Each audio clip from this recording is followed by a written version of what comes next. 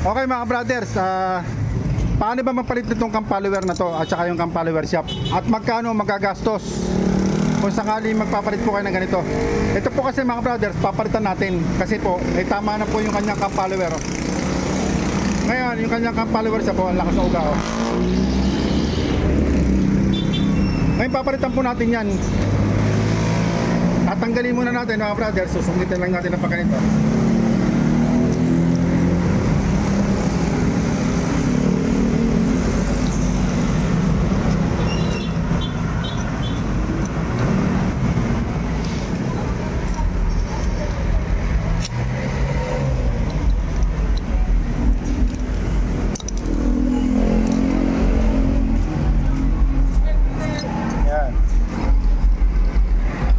Ang halaga po nito nasa more or less nasa 1,300.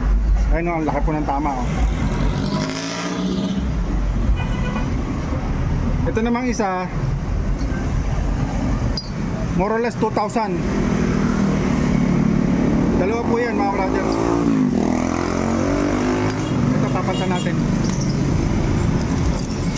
Bukod po yung kanyang o-ring. Yung o-ring niya 120.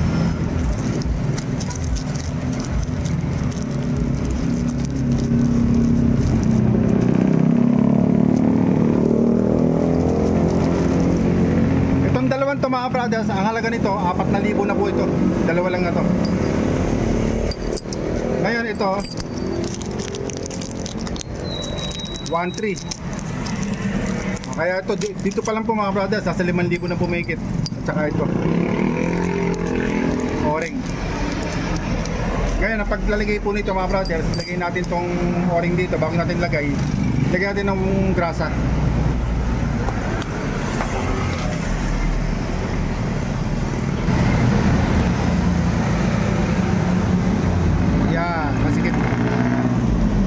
Sasalpak natin to, lalagyan mo natin ng oil to.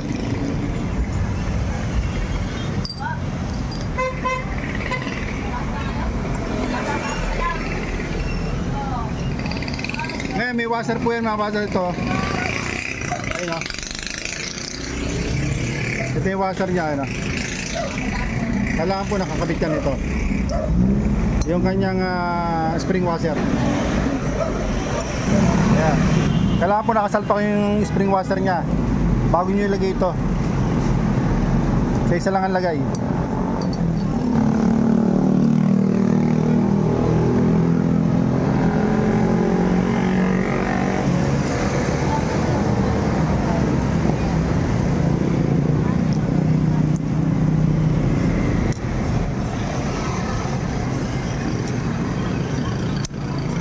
Okay, yan, tapos tingnan natin ang oil.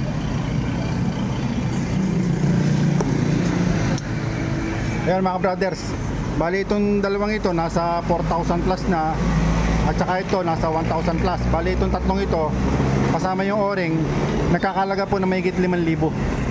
Ayan, yun pong original. Okay. Okay, sige mga brothers, mabigyan ko lang ng tip kung gaano kahalaga nitong ating o gaano kamahal itong ating pyesa sa TMX 100.